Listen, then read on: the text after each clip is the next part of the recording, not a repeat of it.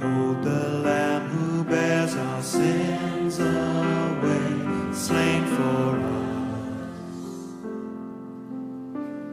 And we remember the promise made that all who come in faith find forgiveness at the cross.